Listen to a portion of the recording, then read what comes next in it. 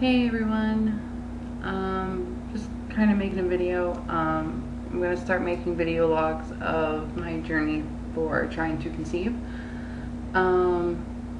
Yeah, so we're going to see how it goes. So I am 24. Sorry, I keep looking over here. I have like notes laid out, so I don't make videos, so I don't know how it goes.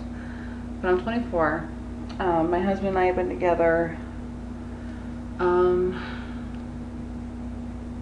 Let's see, we've been together.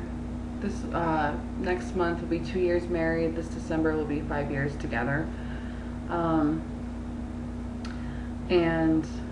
after about almost a year of being together, we started trying to conceive.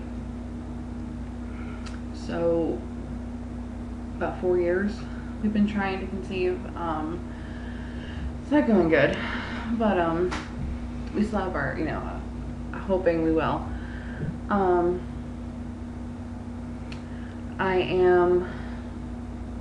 We've been trying. I did get pregnant in May of this year, and all of a sudden I had really bad cramping and I started to bleed really bad.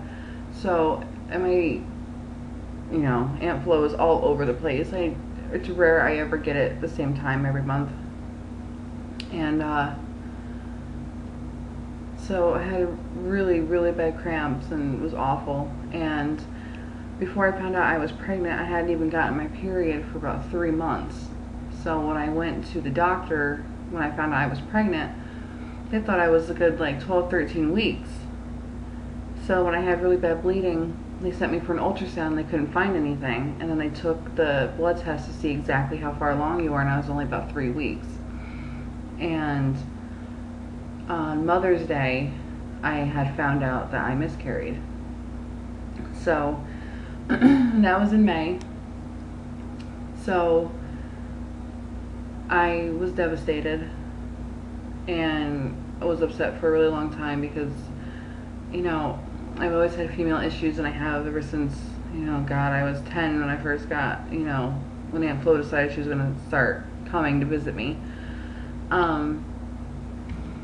So, and I always had, issues with that in that department, and ever since I was 13 or 14, I've always been told, just with how my body works, it would be hard for me to get pregnant.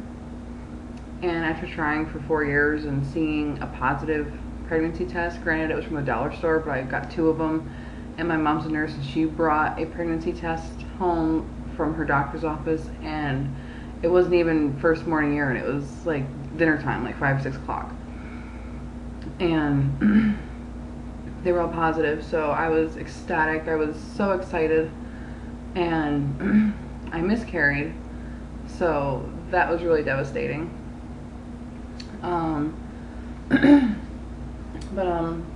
About like my husband and I, my husband has a daughter from a previous relationship. So when I met him, she was 10 months old, and she will be 6 in February, and I can't believe she's in kindergarten already. But to me, she's, I think of her, she's mine, and she sees me as mom. So, and we like it that way. But I would just love to have the feeling of being pregnant and being able to have a kid of my own, another child I should say, because I already have one. But we've been trying for a long time, and it's so aggravating to, and I shouldn't get so worked up about it because I know how crazy my periods are. So like when I'm late, like a week late, I shouldn't get so like, oh, maybe this is the month, because I know my periods are so irregular that I should be like, oh, I know, I'll take the test today and tomorrow I'll get my period. That's usually how it works. But so I've tried doing the body temperature thing, and it doesn't work. I didn't think it worked. My doctor won't prescribe me, the Clomid, and I know some people take metformin, but he won't prescribe me either or. and I don't have a real OB. Like, my primary doctor does it. He used to do it as, be an actual OB, but he doesn't do it anymore. But he still does it and will do the test for me and everything. So he won't prescribe me any. I don't have an actual OB. And so, no on that note. And just to put out there ahead of time, I'm sure, as you can tell, I am a bigger girl. I've been to the doctor, I've been checked out, and everything is fine. Like, I've been the same weight since before my husband and I even got together. And I've been checked. Granted, I'm overweight, but my health is fine. So I've had all the blood tests done, everything. Nothing is wrong. And my health, surprisingly, is good. So, started marking on the calendar when my ovulation is and what days or a guesstimate of when my ovulation is. But it's so hard because of how irregular they are. Like, for a couple months, they'll be, exactly one month apart. Like, if I get it September 4th, October 4th, my period will come. But then after a couple months, it decides it's going to go all wacky, and I'll miss a month, 2, 3. So, we wrote down the ovulation days, and I keep looking down to watch my time because I know YouTube, for new people, doesn't like you going over 10 minutes. So this might have to be a 2-part thing. But, yeah. So we wrote down the dates for ovulation. So, supposed to ovulate between September 18th and 22nd.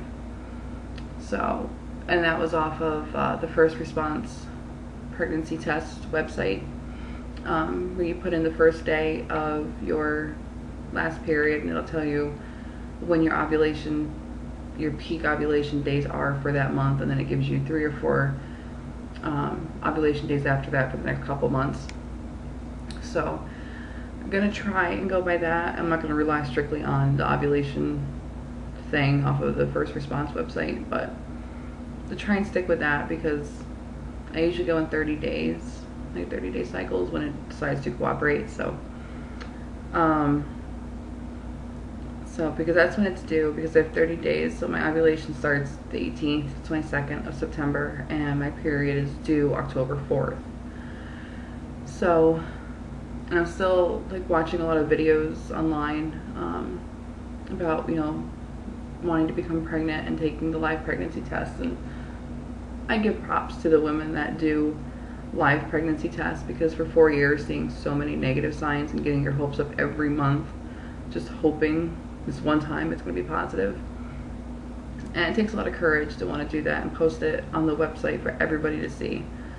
And it's hard, and I don't know, I guess for me it's more of a reality check than it already is, I guess you could say.